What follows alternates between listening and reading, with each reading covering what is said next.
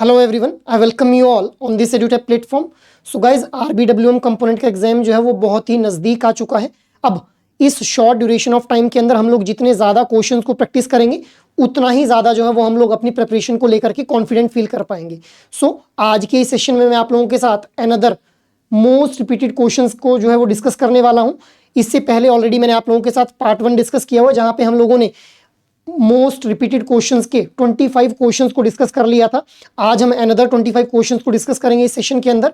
But इससे पहले अगर आप लोग चाहते हैं कि भाई हमें मोस्ट इंपॉर्टेंट टॉपिक्स के बारे में भी जानना है, प्रीवियस ईयर्स के अंदर किस तरह से क्वेश्चंस फ्रेम किए गए थे इसके बारे में भी जानना है, तो आप लोग एडुटैप के द्वारा जो पीवाईक्यू डॉक्यूमेंट बनाया गया है उस पीवाईक्यू डॉक्यूमेंट को एक्सेस कर सकते हैं, जिसका लिंक आप लोगों को इस वीडियो की डिस्क्रिप्शन में गिवन है। So just have a look on that link itself and you will get a fair idea कि किस तरह से प्रीवियस ईयर्स के अंदर क्वेश्चन पूछे गए थे और मोस्ट इंपॉर्टेंट टॉपिक्स जो हैं वो क्या रहने वाले हैं फॉर योर एग्जामिनेशन इटसेल्फ। तो अब हम लोग आते हैं आज के एजेंडा के ऊपर। ठीक है, आज की इस सेशन को हम लोग स्टार्ट करते हैं with our first question. The IDRBT was established following the recommendation of a committee constituted by ministry of finance, reserve Bank of India, the Indian Banks association या फिर the planning commission of India itself. So IDRBT क्या है? IDRBT is institute for Development and Research in Banking technology. अब देखिए ये जो हमारा IDRBT था इसको एस्टेब्लिश किया गया था एक कमेटी के द्वारा, जिस कमेटी को चेयर किया गया था बाय WS सराफ। ठीक है, 1994 के अंदर इस कमेटी को जो था वो एस्टेब्लिश किया गया था। अब यहाँ पे क्वेश्चन क्या पूछा जा रहा है कि किसके द्वारा इस कमेटी को एस्टेब्लिश किया गया था। So what should be the right answer here for this particular question? The right answer will be option number, what should be the right answer? Right answer will be option number B itself, that is Reserve Bank of India के द्वारा जो था एक committee को constitute किया गया था। Already मैंने आप लोगों को अभी बताया कि इस कमेटी को चेयर किया गया था बाय WS सराफ इटसेल्फ। ठीक है, WS सराफ के द्वारा इस कमेटी को चेयर किया गया और इस कमेटी ने एक्चुअल में बोला क्या कि भाई there is a institutional gap, तो हम लोगों को जो है वो एक इंस्टीट्यूशन सेटअप करने की ज़रूरत है जो कि ये ध्यान रख पाए कि भाई कौन कौन सी टेक्नोलॉजी जो है वो किस किस तरह से पेमेंट सिस्टम के अंदर जो है वो यूज़ की जा सकती है। अब इस IDRBT के द्वारा मल्टीपल टेक्नोलॉजीज़ को जो था वो इजाद किया गया, जहाँ पे हम लोग देख पाते हैं इन्फीनेट, ठीक है, Indian financial network itself, along with this SFMS, ठीक है, NFS, IBCC that is Indian banking community cloud. अब देखिए ये 4 सर्विसेज जो थी ये IDRBT के द्वारा जो था वो लॉन्च की गई, दैट इज इन्फिनेट इटसेल्फ। इसके अलावा SFMS, ठीक है, SFMS क्या है? Structured financial messaging system, along with this national financial switch and Indian banking community cloud itself. So these were the services जो कि IDRBT के द्वारा जो था वो लॉन्च की गई थी। So I hope this thing is clear to you regarding IDRBT। और इस कमेटी को रेकमेंड किसने किया था कि भाई ऐसी कमेटी बनाई जानी चाहिए? RBI that is Reserve Bank of India के द्वारा जो था वो रेकमेंड किया गया था। So that is why option B will be the right one here. Moving ahead, अब हम लोग बात कर लेते हैं नेक्स्ट क्वेश्चन के बारे में। The advantages of ECS payments are no need for issuing any checks to the beneficiary. Payment default will not happen if there is sufficient balance in the account. No follow-up needed by the beneficiary as the payment will be received automatically based on the mandate obtained. Option D is hassle-free for the mandate issuer as it saves him time of issuing the checks for each payment itself. Option E is all of the above. अब देखिए guys, ECS है क्या है? Electronic clearing system है, जहाँ पे जो repetitive हमारी पेमेंट्स रहती हैं, रेपिटेटिव ट्रांजैक्शंस रहती हैं, पीरियोडिक ट्रांजैक्शंस रहती हैं, उनके लिए जो है वो हम लोग ECS का यूज़ करते हैं, जैसे पेंशन देना, ठीक है, इसके अलावा डिविडेंड देना, ठीक है, सब्सिडीज़ देना, इलेक्ट्रिसिटी बिल्स पे करना। तो यहाँ पे देखिए इलेक्ट्रिसिटी बिल भी हर महीने पे किया जाएगा, ठीक है, और मल्टीपल यूजर्स के द्वारा पे किया जाएगा। सो जहाँ पे रिपीटेटिव और पीरियोडिक ट्रांजेक्शंस हम लोगों को देखने के लिए मिलती है, वहाँ पे हम लोग जो है वो यूज़ करते हैं किसका? ECS that is electronic clearing system का। अब इसी के रिगार्डिंग यहाँ पे जो है वो स्टेटमेंट्स दी गई हैं कि what are the advantages. So what should be the right answer here? The right answer will be option number E itself, that is all of the above. अब देखिए ECS के थ्रू जब भी हम लोग ट्रांजेक्शन्स करेंगे, so there is no need to issue any cheque, payment default नहीं हो पाएगा, ठीक है, अगर सफिशिएंट बैलेंस जो है वो अकाउंट में, क्योंकि अकाउंट से ऑटो डेबिट या फिर ऑटो क्रेडिट कर लिया जाएगा फंड को, ठीक है। Next is no followup is needed by the beneficiary as the payment will be received automatically based on the mandate obtained itself, ठीक है। Next is hassle free for the mandate issuer as it saves him time of issuing the cheques for each payment. अब पहले क्या होता था, ECS से पहले checks issue करने पड़ते थे हर एक पेमेंट के लिए, बट ईसीएस के अंदर मल्टीपल नंबर ऑफ जो ट्रांजैक्शंस हैं वो परफॉर्म की जा सकती हैं, जो रेपिटेटिव ऑर्डर के अंदर हम लोगों को ट्रांजैक्शंस देखने के लिए मिलती हैं। So these all are the advantages of ECS itself, that is electronic clearing system itself. That is why option E will be the right one for this particular question. So I hope this thing is clear कि why option E is the right one. Moving ahead, next question हम लोग discuss कर लेते हैं. A settlement system in which the processing and final payment of fund transfer instruction take place continuously is called debt clearing system, credit clearing system, national clearing system and real time gross settlement. So कौन से system के अंदर हम लोगों को जो है processing और जो फाइनल पेमेंट है फंड्स की वो कॉन्टिन्यूस बेस के ऊपर जो है वो देखने को मिलती है. So what should be the right answer here? The right answer will be option number D itself, that is real time gross settlement, जिसको हम लोग आरटीजीएस भी बोल देते हैं अभी.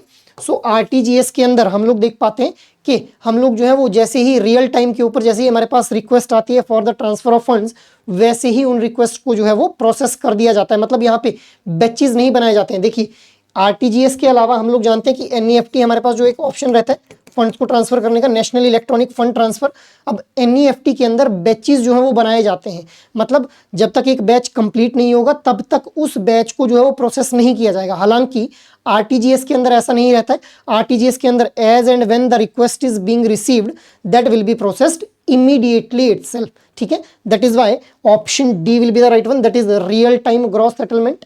मूविंग अहेड, अब हम लोग नेक्स्ट क्वेश्चन को डिस्कस कर लेते हैं guys. Next question is which Indian bank launched national hackathon called code for bank.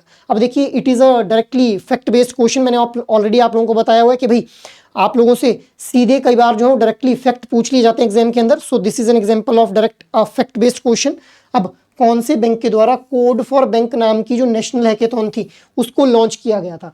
HDFC Bank, ICICI Bank, State Bank of India या फिर Axis Bank itself. So what should be the right answer here? The right answer will be option number C itself, that is State Bank of India के द्वारा जो था code for bank नाम की national hackathon को launch किया गया था. So it is directly a fact based question guys. आप लोगों को फैक्ट उतने ज्यादा याद रहेंगे जितने ज्यादा आप लोग जो है वो क्वेश्चंस को प्रैक्टिस करेंगे. ठीक है, मूविंग अहेड, नेक्स्ट हम लोग बात कर लेते हैं क्वेश्चन नंबर 5 के बारे में. So question number 5 is towards the evolution of the banking technology the first most notable technological advancement in the financial industry was the advent of dinners club credit card, ATM, online banking या फिर mobile banking itself. So evolution of banking technology की अगर बात की जाए so first notable technological advancement हम लोग किसको कहते हैं? What should be the right answer? क्या एटीएम्स को बोला जाता है, ऑनलाइन बैंकिंग को, मोबाइल बैंकिंग को या फिर डिनर्स क्लब क्रेडिट कार्ड को बोला जाता है? सो बताइए भाई what should be the right answer है? The right answer will be option number A itself, that is Diners Club के द्वारा जो क्रेडिट कार्ड इशू किया गया था उसको हम लोग एक मोस्ट नोटेबल टेक्नोलॉजिकल एडवांसमेंट मानते हैं with respect to the financial industry itself. So that is why option A will be the right one here. Moving ahead, next question हम लोग डिस्कस कर लेते हैं. In case of housing loan what is the maximum holiday period allowed for construction? अब जो housing loan रहता है वहां पे कितना हॉलीडे पीरियड मैक्सिमम प्रोवाइड किया जाता है for in case of construction of the house itself? Your options are 6 month, 12 month, 18 months and 24 months itself. So बताइए भाई what should be the right answer है? अब देखिए ये अगेन आप लोगों का जो है फैक्ट बेस्ड क्वेश्चन बन रहा है, बट यहाँ पे मैं आप लोगों को हॉलीडे पीरियड के बारे में बता देता हूँ. हॉलीडे पीरियड को ही हम लोग क्या बोल देते हैं?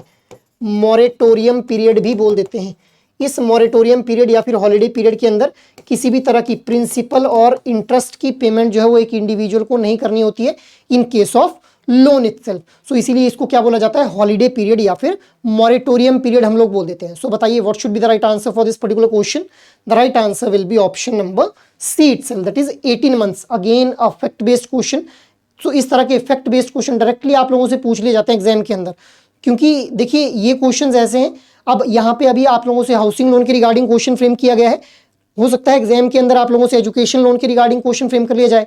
बात वही है कि टॉपिक लोन्स ही रहा, कभी एजुकेशन लोन से क्वेश्चन पूछ लिया, कभी हाउसिंग लोन से क्वेश्चन पूछ लिया, कभी व्हीकल लोन से क्वेश्चन पूछ लिया. So you just need to remember this fact itself. ठीक है, मूविंग अहेड, नेक्स्ट हम लोग बात कर लेते हैं recovery of loan through Lok Adalats can be resorted to by the banks up to a limit of 5 lakh, 10 lakh, 20 lakh या फिर 25 लाख इटसेल्फ.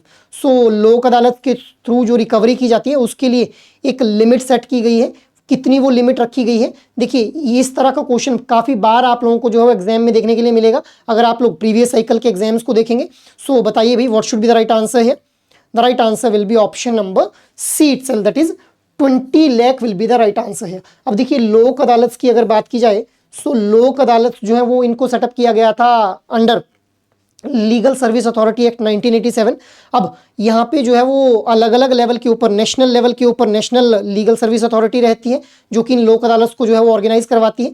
ठीक है, स्टेट लेवल के ऊपर स्टेट लीगल सर्विस अथॉरिटी, ठीक है, ताल्लुक लेवल के ऊपर ताल्लुक लेवल लीगल सर्विस अथॉरिटी. तो इस तरह से रीजन वाइज या फिर हम लोग बोल सकते हैं ग्रास रूट लेवल तक जो है वो लोक अदालत काम करती हैं. ठीक है, यहाँ पे लोक अदालत के बारे में जो हम लोग डिस्कशन कर रहे हैं यहाँ पे यहाँ पे रखा गया है कि 20 lakh should be the amount recovery of loan through the Lok Adalat can be resorted to by the bank up to a limit of 20 lakh. 20 lakh तक की जो रिकवरी है वो लोक अदालत के थ्रू की जा सकती है. अब देखिए लोक अदालत जनरली एक इंटरमीडिएरी का काम करती हैं between the financial institution that is the lender and the borrower itself in case of default या फिर non repayment of funds from the borrower side itself. So Lok Adalat के बारे में हम लोगों ने देख लिया. मूविंग अहेड, नेक्स्ट क्वेश्चन हम लोग डिस्कस कर लेते हैं. The aggregate of all the withdrawals and transfer in a month in small account should not exceed ₹10,000, 50,000, 1 lakh या फिर 5 लाख रुपीज इटसेल्फ. सो यहाँ पे बात की जा रही है स्मॉल अकाउंट्स के बारे में. अब देखिए गाइस स्मॉल अकाउंट्स कब ओपन अप किए जाते हैं, whenever an individual is not having the officially valid documents. जब एक इंडिविजुअल के पास ऑफिशियली वैलिड डॉक्यूमेंट्स नहीं रहेंगे तो उस केस में, क्योंकि ये जो ऑफिशियली वैलिड डॉक्यूमेंट्स हैं these are required for the know your customer guidelines को फुलफिल करने के लिए ऑफिशियली वैलिड डॉक्यूमेंट्स की रिक्वायरमेंट रहती है. अब अगर एक इंडिविजुअल के पास ये ऑफिशियली वैलिड डॉक्यूमेंट्स नहीं है उस केस में जो है वो स्मॉल अकाउंट को ओपन अप किया जाता है. सो अब यहाँ पे अगेन स्मॉल अकाउंट के फीचर बेस्ड क्वेश्चन आप लोगों से पूछा जा रहा है. सो बताइए what should be the right answer है. कितना जो है वो एग्रीगेट रहना चाहिए all withdrawal and transverse in a month. The right answer will be option number A itself, that is ₹10,000. अब देखिए ये जो स्मॉल अकाउंट्स हैं यहाँ पे एग्रीगेट, अगर मैं क्रेडिट की बात करूं तो एग्रीगेट जो क्रेडिट है उसकी वैल्यू रखी गई है यहाँ पे 1 लाख रुपीस. ठीक है, और यहाँ पे एक फाइनेंशियल ईयर की ये लिमिट रखी गई है. 1 lakh rupees is the limit for a financial year की एग्रीगेट क्रेडिट जो है वो इतना, इससे ज़्यादा नहीं होना चाहिए स्मॉल अकाउंट्स के अंदर. इसके अलावा किसी भी तरह के फॉरेन फंड्स को जो है वो ट्रांसफर नहीं किया जा सकता into this small accounts without doing the proper KYC guidelines. ठीक है, अगर हम लोग इन स्मॉल अकाउंट्स के टेन्योर की बात करें तो स्मॉल अकाउंट्स के टेन्योर की अगर मैं बात करूं तो generally 12 month is the tenure for this particular small accounts. But अगर एक इंडिविजुअल के द्वारा डॉक्यूमेंट सबमिट कर दिए जाते हैं प्रूफ के साथ कि भाई उसने ऑफिशियली वैलिड डॉक्यूमेंट्स के लिए जो है वो अप्लाई कर दिया हुआ है, तो उस केस में ये जो टेन्योर है it can be extended more 12 month itself, और 12 महीनों के लिए जो है वो इसको एक्सटेंड किया जा सकता है. So this is the brief information जो कि मैंने आप लोगों को बताया with respect to the small account itself. ठीक है, मूविंग अहेड, नेक्स्ट क्वेश्चन हम लोग डिस्कस कर लेते हैं. If a company A has ₹1 crore in the sales and a cost of goods sales is 60 lakh rupees, find the gross profit margin. अब देखिए it is a numerical based question. So यहाँ पे gross profit margin आप लोगों को निकालने के लिए बताया गया है. अब किस तरह से इस क्वेश्चन को अप्रोच करेंगे हम लोग, देखिए हम लोग जानते हैं कि जो ग्रॉस प्रॉफिट रहता है, gross profit is equal to total जो हमारी सेल्स रहती है उस टोटल सेल्स में से हम लोग सब्ट्रैक्ट कर देंगे कॉस्ट ऑफ गुड सोल्ड को, तो हमारे पास ग्रॉस प्रॉफिट निकल के आ जाएगा. अब देखिए यहाँ पे टोटल सेल्स हमारे पास दी हुई है 1 crore, cost of good sold is 60 lakh. So हमारे पास जो ग्रॉस प्रॉफिट निकल के आ गया, ग्रॉस प्रॉफिट जो हमारे पास निकल के आ गया दैट इज 40 लाख इटसेल्फ. ठीक है, 40 lakh is the gross profit है. 40 लाख हम लोगों ने ग्रॉस प्रॉफिट निकाल लिया. अब यहाँ पे पूछा क्या है, ग्रॉस प्रॉफिट मार्जिन के बारे में क्वेश्चन फ्रेम किया गया है. तो ग्रॉस प्रॉफिट मार्जिन कैसे निकाल लेंगे हम लोग, जो ग्रॉस प्रॉफिट निकला that will be divided by total sales. Total sales कितनी है 1 crore is the total sales, ठीक है।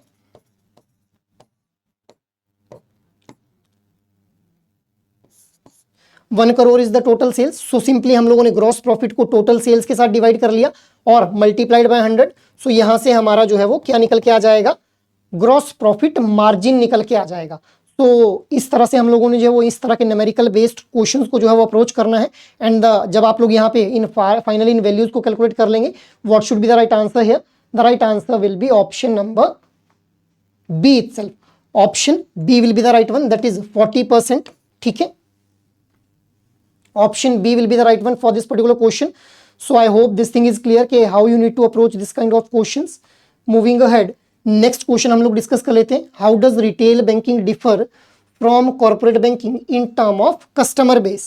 So यहाँ पे अगेन क्वेश्चन फ्रेम किया गया है कि भाई रिटेल बैंकिंग और कॉर्पोरेट बैंकिंग किस तरह से जो है वो वेरी करती हैं in terms of customer base itself. Your options are retail banking serves individuals while corporate banking serves business and institutions. Option B is retail banking serves businesses while corporate banking serves the individuals. Both retail and corporate banking serve only government organizations. Option D is there is no difference in the customer base between retail and corporate banking. So बताइए guys, what should be the right answer here?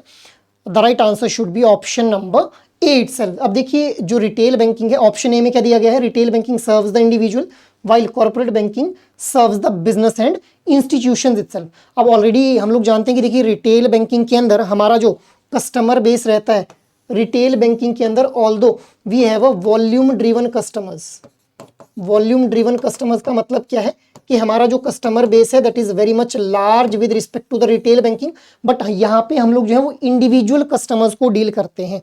जबकि जो हमारा corporate banking रहता है, corporate banking के अंदर हम लोग जो है वो बिजनेस या बिजनेस एंटिटीज या फिर बिजनेस इंस्टीट्यूशंस या फिर अलग तरह के इंस्टीट्यूशंस को डील करते हैं। मतलब इंडिविजुअल्स को डील नहीं किया जाता है कॉर्पोरेट बैंकिंग के अंदर, यहाँ पे हम लोग एंटिटीज को डील करते हैं, ठीक है। सो that is why option A will be the right one for this particular question.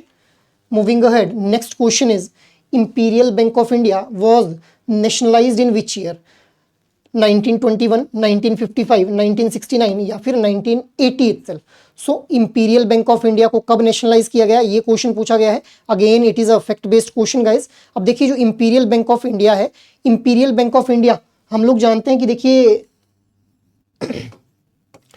During the British rule हमारे यहाँ पे इंडिया के अंदर कुछ प्रेसिडेंसीज हुआ करती थी, ठीक है, कुछ प्रोविंसेस हुआ करते थे। तो बंगाल, मद्रास और मुंबई, इन तीनों प्रोविंसेस के ऊपर बैंक्स को एस्टेब्लिश किया गया क्योंकि ये काफ़ी रिच प्रोविंसेस हुआ करते थे उस टाइम के ऊपर। अब इन तीनों प्रोविंसेस के अंदर जो बैंक्स को एस्टेब्लिश किया गया, इन्हीं को बाद में मर्ज कर दिया गया और वहां से हमारे पास क्या निकल के आ गया, इंपीरियल बैंक ऑफ इंडिया, ठीक है, इंपीरियल बैंक ऑफ इंडिया बन के आ गया हमारे पास। अब इस इंपीरियल बैंक ऑफ इंडिया को कब नेशनलाइज किया गया, ये क्वेश्चन यहाँ पे आप लोगों से पूछा जा रहा है। तो बताइए भाई, what should be the right answer है? The right answer will be option number B itself, that is 1955। अब देखिए ये जो तीनों बैंक्स मर्ज हुए थे, इंपीरियल बैंक ऑफ इंडिया बना, ये बना कब? 1921 के अंदर बना और इसको नेशनलाइज कर दिया गया 1955 के अंदर। और इसका नाम चेंज करके फिर बाद में क्या हो गया, जब इसको 1955 के अंदर नेशनलाइज किया गया तो इसका नाम चेंज करके हो गया State Bank of India itself, ठीक है। So I hope this whole thing is clear to you कि किस तरह से इंपीरियल बैंक बना और जब ये नेशनलाइज हुआ तो इसका नाम क्या हो गया, क्योंकि इस तरह से भी क्वेश्चन पूछा जा सकता है आप लोगों से, भाई इंपीरियल बैंक ऑफ इंडिया का नाम चेंज करके क्या हो गया या फिर कौन से ईयर में चेंज हुआ था। Same will be the answer, 1955 के अंदर ही इसको क्या किया गया, नेशनलाइज किया गया और उसी टाइम पे इसका नाम क्या हो गया, स्टेट बैंक ऑफ इंडिया हो गया। मूविंग अहेड, नेक्स्ट क्वेश्चन हम लोग डिस्कस कर लेते हैं। How many banks were nationalised in 1980 itself? 1980 के अंदर कितने बैंक्स को जो था वो नेशनलाइज किया गया? योर ऑप्शंस आर 14, 6, 10 या फिर 12 इटसेल्फ। सो कितने बैंक्स को जो था वो नेशनलाइज किया गया 1980 के अंदर? सो देखिए नेशनलाइजेशन ऑफ बैंक्स हमारी जो थी वो स्टार्ट की गई थी सो दैट हम लोग जो है वो एंड यूजर तक जो है वो अपनी बैंकिंग सर्विसेज को पहुंचा पाएं, ठीक है। सो 1980 में कितने बैंक्स को नेशनलाइज किया गया? Again it is a fact based question guys, so option B will be the right answer here, that is 6 banks were nationalised in 1980। इससे पहले भी नेशनलाइजेशन हम लोगों को देखने के लिए मिलती है, ठीक है। 1969 के अंदर 14 banks were nationalised itself. So option B will be the right one है। मूविंग अहेड, नेक्स्ट क्वेश्चन हम लोग डिस्कस कर लेते हैं। The net income of an organisation is ₹50 crores and it's average total asset are worth ₹500 crores। Calculate the return on asset of the organisation itself. अब यहाँ पे return on asset के regarding जो है वो क्वेश्चन फ्रेम किया गया है। तो देखिए गाइस, रिटर्न ऑन एसेट की अगर मैं बात करूं तो किस तरह से हम लोग रिटर्न ऑन एसेट को कैलकुलेट करते हैं। Net income will be divided by average total asset itself. So net income हमारे पास यहाँ पे क्वेश्चन में गिवन है 50 crore is given as the net income and average total asset are given ₹500 crore itself. So दोनों values को हम लोग जो है वो इस फॉर्मूला के अंदर पुट ऑन कर लेंगे and we will be getting the return on asset itself. तो जब भी हम लोग इन वैल्यूज को पुट ऑन करेंगे, what should be the right answer here? The right answer will be option number A itself. अब गाइस देखिए, यहाँ पे नेट इनकम तो डायरेक्टली गिवन है। अगर नेट इनकम गिवन नहीं है तो उस केस में हम लोग जो है वो नेट इनकम कैसे कैलकुलेट कर लेंगे? फी बेस्ड इनकम, ठीक है, fee based income plus net interest income minus operating expenses, ठीक है। तो इस तरह से हम लोग जो है वो क्या निकाल लेंगे? नेट इनकम को कैलकुलेट कर लेंगे। सिमिलरली अगर एवरेज टोटल एसेट्स नहीं गिवन है तो फाइनेंशियल ईयर जब भी स्टार्ट होता है तो उस टाइम के ऊपर जितने एसेट्स हैं प्लस फाइनेंशियल ईयर जब भी एंड होता है, दोनों का सिंपली एवरेज ले लेंगे। हमारे पास क्या निकल के आ जाएगा? एवरेज टोटल एसेट निकल के आ जाएंगे। सो दिस इज द सिनेरियो। अगर इन केस अगर आप लोगों के पास जो क्वेश्चन में डायरेक्टली जैसे यहाँ पे नेट इनकम और एवरेज टोटल एसेट तो गिवन है, बट कई बार डायरेक्टली आप लोगों के पास ये वैल्यूज नहीं गिवन हो, तो किस तरह से आप लोग जो है वो इन वैल्यूज को डिराइव करना है from this particular formula itself. So I hope this thing is clear to you कि how to calculate return on asset. Moving ahead, next question हम लोग डिस्कस कर लेते हैं। Which of the following statements regarding portfolio management services are correct itself? Your statements are portfolio management services are tailor-made investment services that cater to a niche segment of clients. Statement 2 is just like the mutual funds, PMS clients are unit holders. So portfolio management के regarding यहाँ पे question frame किया गया है portfolio management services के regarding.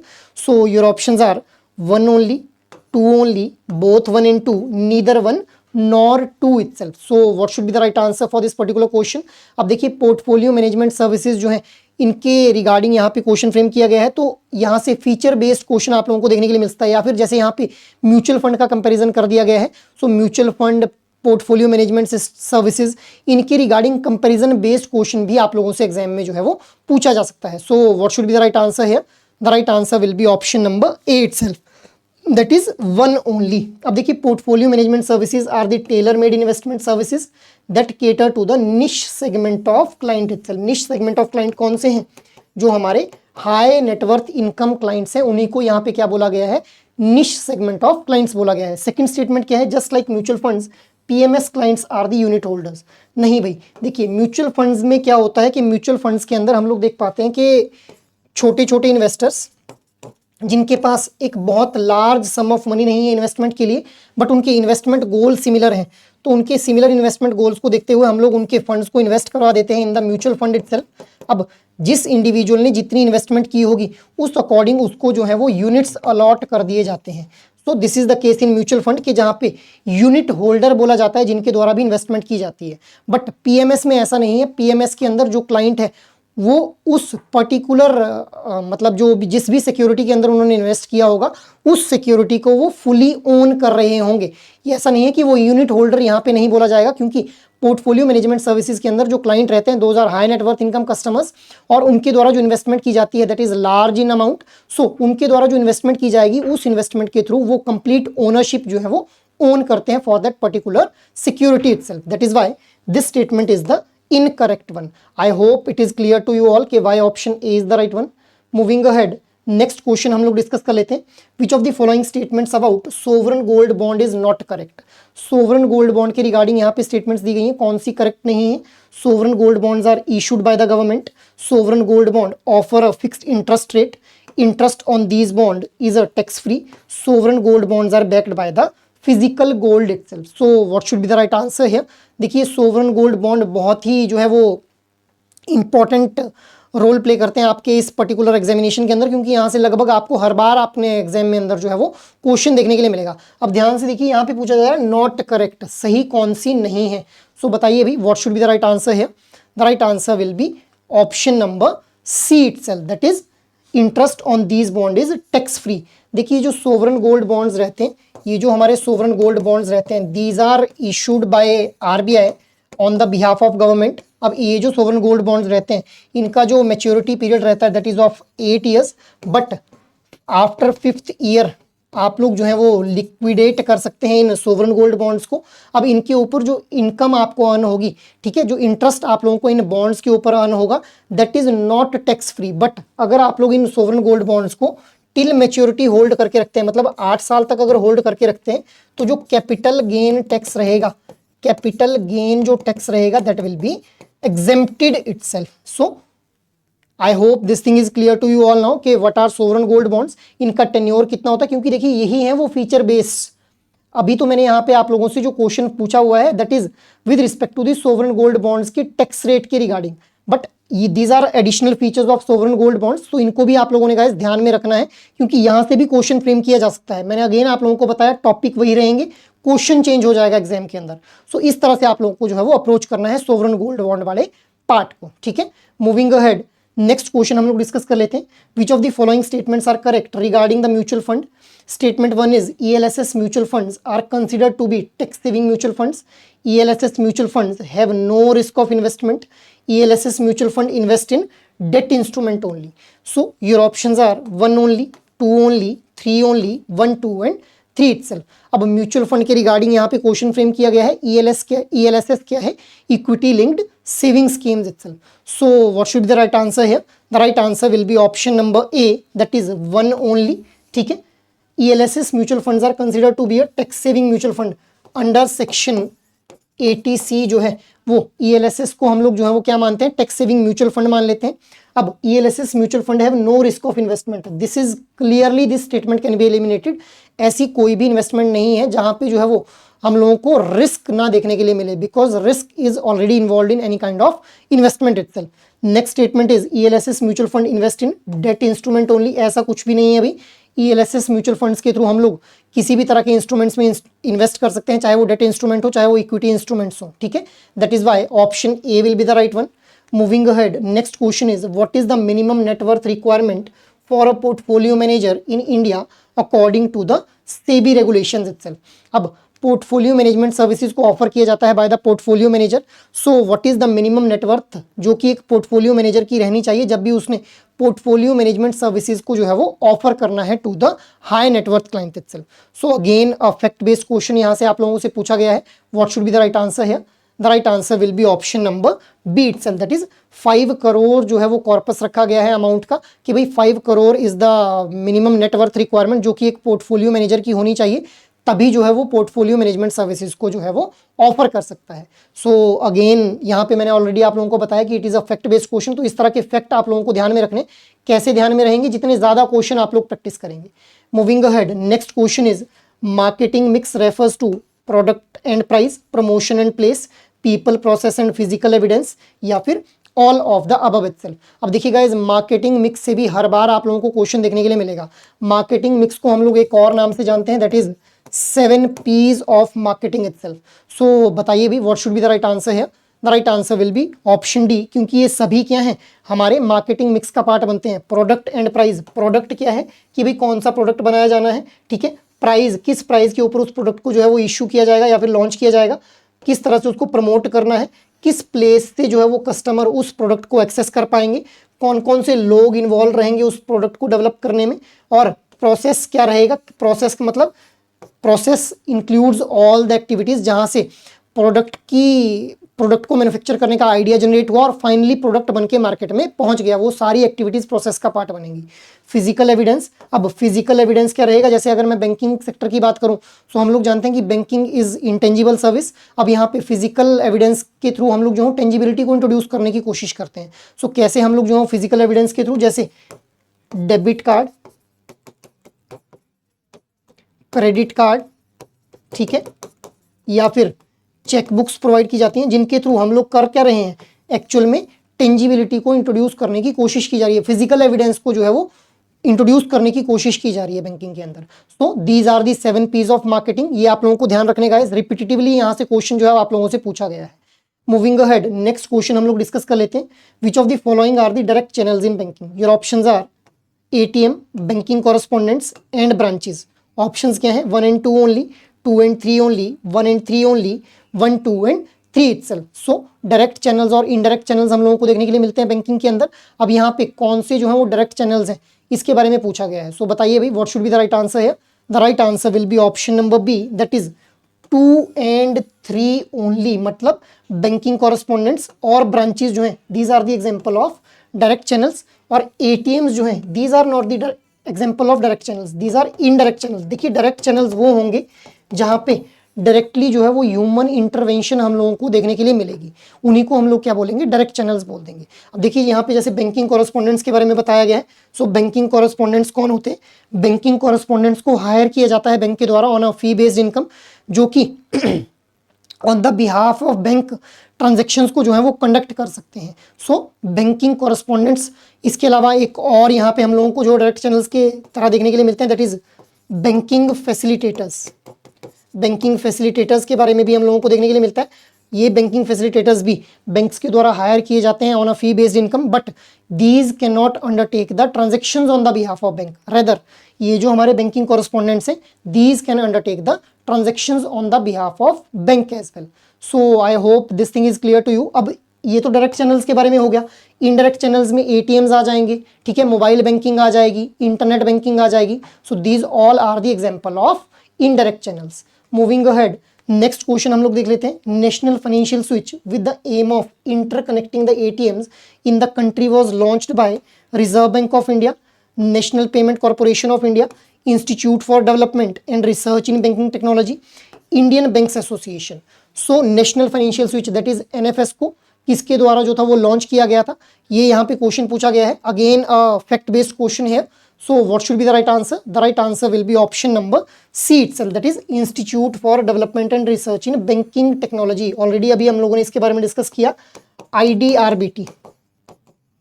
So again देखिए topic वही है, क्वेश्चन पूछने का तरीका चेंज हो गया।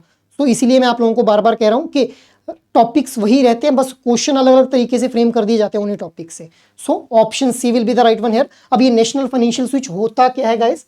देखिए नेशनल फाइनेंशियल स्विच के थ्रू आज की डेट में हम लोग क्या कर पा रहे हैं? देखिए जैसे मान लो आप लोगों के पास पीएनबी बैंक का जो है वो एटीएम है, ठीक है, आप लोगों का जो एटीएम है वो पीएनबी बैंक का है, बट आप लोगों के पास जो डेबिट कार्ड है दैट इज ऑफ एसबीआई। तो आप एसबीआई के डेबिट कार्ड से जो है वो पीएनबी की एटीएम मशीन से फंड्स को विड्रॉ कर पाते हैं या फिर एटीएम सर्विसेज को एक्सेस कर पाते हैं। This is only feasible with the help of this national financial switch itself. So I hope this thing is clear to you all.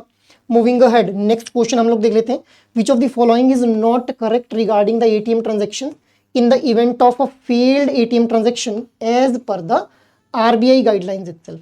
Your options are: banks are mandated to resolve customer complaint by recrediting the customer's account. The recrediting of the amount must happen within a maximum of T plus 2 days. Option C is banks are required to pay a compensation of rupees 100 per day in case of delay in resolving.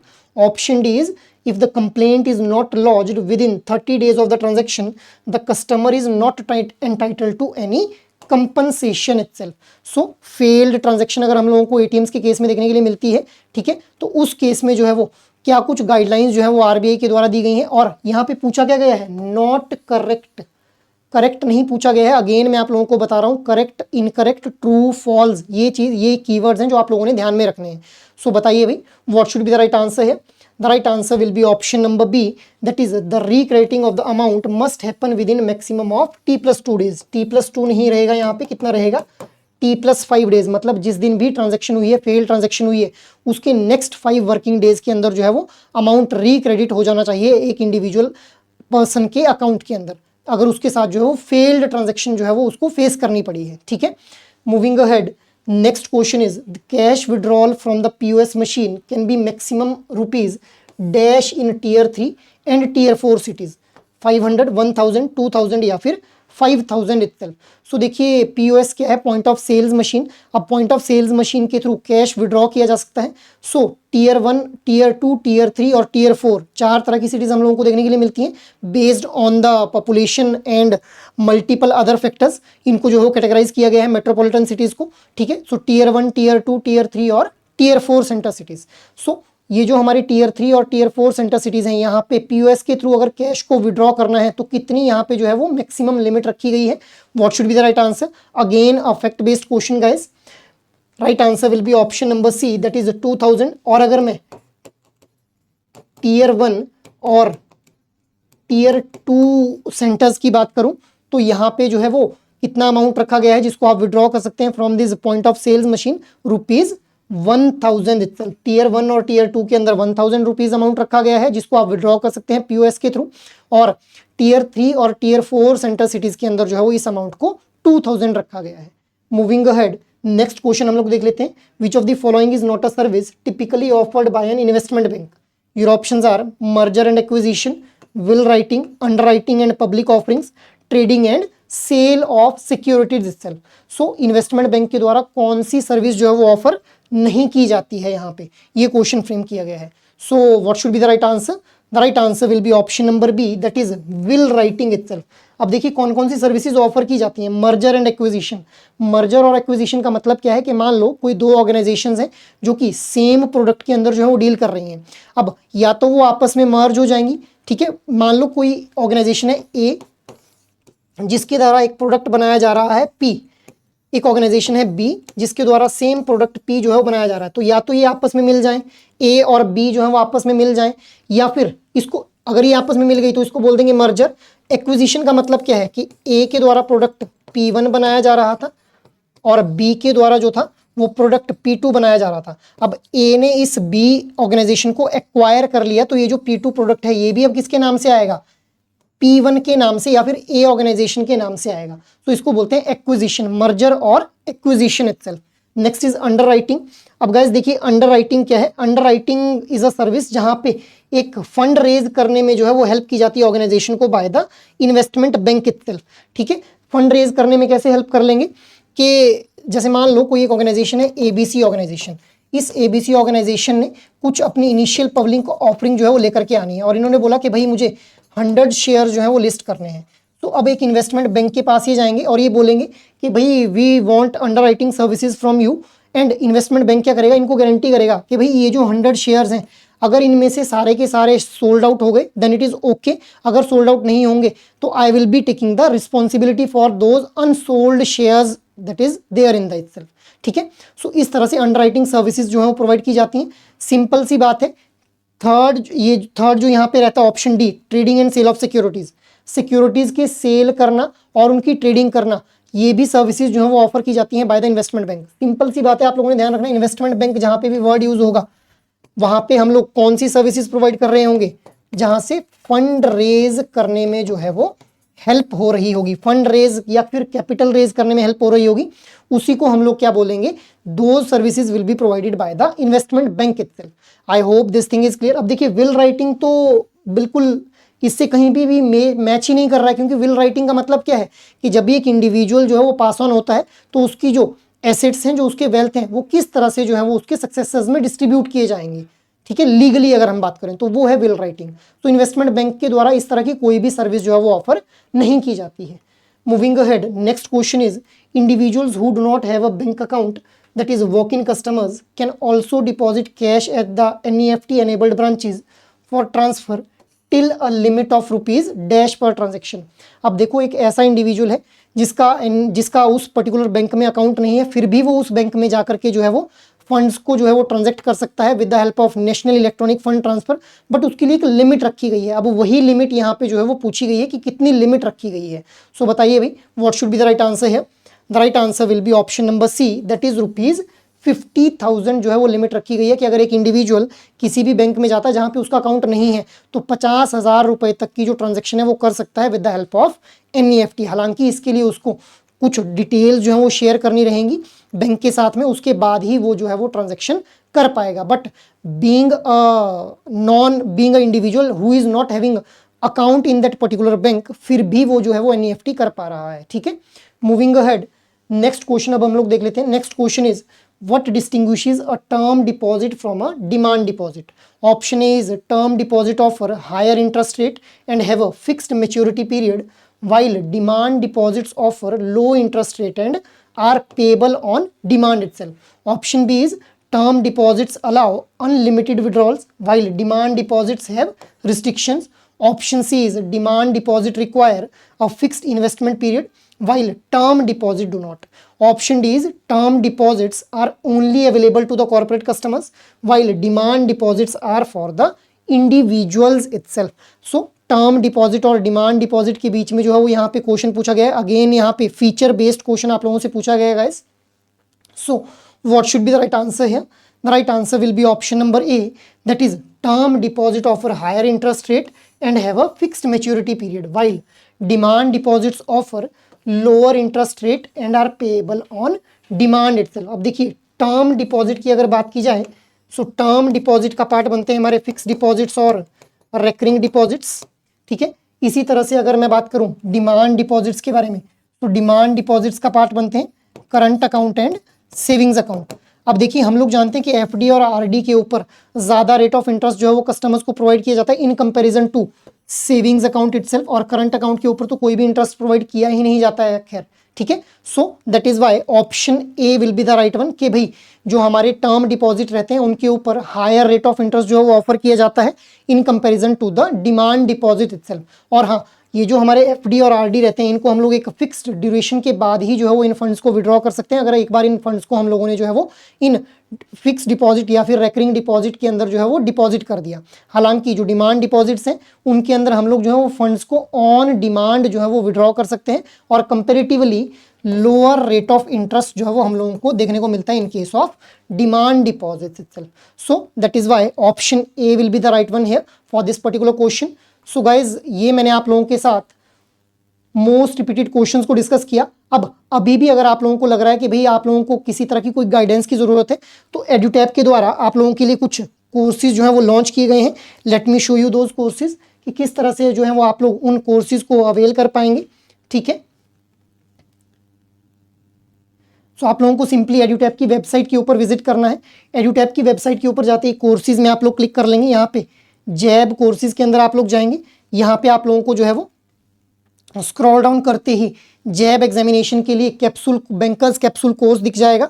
इस bankers capsule course के अंदर आप लोगों को recorded videos देखने के लिए मिल जाएंगी, कंसेप्ट नोट्स प्रोवाइड किए जाएंगे, सॉल्व्ड पीवाईक्यूज दिए जाएंगे along with the full length mock test itself. और अगर आप लोग चाहते हैं कि भाई आप लोगों को रिकॉर्डेड नहीं देखना है, आप लोगों को लाइव क्लासेस चाहिए, तो उसके लिए आप लोग जो है वो सुपर क्रैश कोर्स को रेफर कर सकते हैं. सुपर क्रैश कोर्स आप लोगों को प्रोवाइड किया जा रहा है जहां पे आप लोगों को live classes, concept notes, solved PYQs और फुल लेंथ मॉक टेस्ट जो है वो ऑफर किए जा रहे हैं. सो आप लोग इन कोर्सेज को जो है वो अवेल कर सकते हैं. इन कोर्सेज का यूज आप लोग कर सकते हैं अगर आप लोगों को लग रहा है कि भाई किसी भी तरह की आप लोगों को गाइडेंस चाहिए with respect to your preparation itself. So that is all from my side for this particular video guys. Thank you.